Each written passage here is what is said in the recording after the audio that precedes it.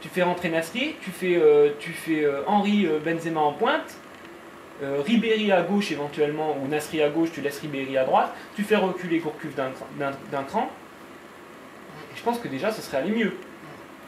Le truc c'est qu'en fait il se contredit même dans ses actions, Domenech, parce que oui, d'un côté il fait qu'un seul remplacement, donc tu as envie de te dire c'est parce que justement c'est un gros match et qu'il n'a pas envie de faire tourner 6 joueurs comme on le fait d'habitude pour les matchs amicaux. On l'a vu entre le Brésil et l'Italie. Mais paradoxalement, il ne change pas de tactique et il ne s'adapte pas au contexte du match et à l'évolution du match.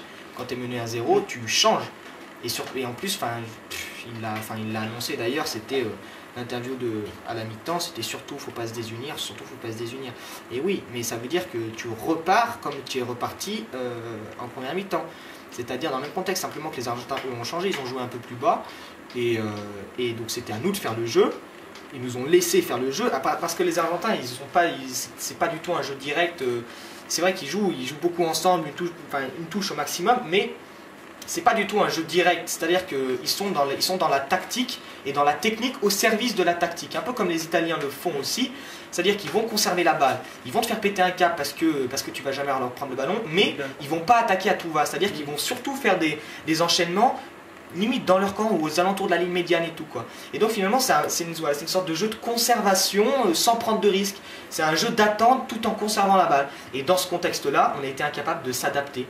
Et voilà. Alors par contre, c'est dommage. De toute façon, la tactique de Raymond Domenech, c'est pas la première fois qu'on la critique, et surtout en cours de match par rapport à l'adaptation au niveau du score ou au niveau de l'équipe en face. Ça n'a jamais été très bon, que ça a été à l'Euro, les matchs amicaux, ça a toujours été la même chose de toute façon. Ça, de toute façon, on n'y coupera pas. Maintenant, on a re-signé pour quelques années avec lui. Mais il faut s'habituer. Ouais, c'est bien, c'est malheureux. Mais Anelka, il a touché, je crois qu'il a touché moins de 20 ballons pendant les 63 premières minutes. Fantomatique, et il a une occasion, quoi. Je veux dire, à haut niveau, tu as une occasion comme ça, tu la mets, quoi. C'est un face à face. Non, mais il a touché aucun ballon, il a été incapable de se mettre en valeur. C'était pas possible. Anelka, souvent et puis d'ailleurs, Anelka, c'est pas une surprise parce que depuis quelques temps à Chelsea, ça va pas du tout. Il n'a pas marqué depuis 8 matchs. Il n'a pas marqué depuis 8 matchs, il est un peu en dessous, et je pense que aligner Benzema aurait pas été une mauvaise idée. Même si quand il est rentré, en même temps il rentre dans un match complètement fermé. Mais après, en même temps, Benzema, oui, c'est vrai, moi aussi j'avais envie de le voir titulaire. Je pense que c'est lui c'est l'avenir, c'est là dans son avenir. Mais je veux dire, dans ce match, il a quand même joué, il entre à la 65e, donc il joue quand même une petite demi-heure. C'est quand même suffisant pour se montrer, et de la même manière, c'est suffisant pour ne pas se montrer. Et il s'est pas montré. Et il a montré, mais justement rien, aucune envie, aucune rage. T'as l'impression que ça le saoulait, ça le saoule d'être remplaçant, ça le saoule de rentrer dans un match comme ça le saoule d'être sifflé, et plutôt que de prendre ses sifflets, de prendre ce contexte difficile, un peu comme un énième facteur de rage et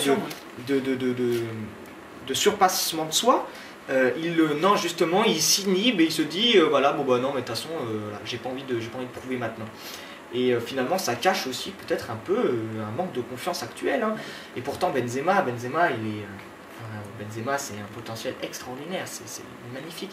Mais il faut qu'il se rende compte que il faut qu'il gagne sa place, et que même s'il trouve ça injuste et tout, je veux dire, quand tu as 21 ans et que tu as une quinzaine de sélections en bleu, tu dois pas raisonner en termes de justice, d'injustice. Tu dois faire ce qu'on te dit, et tu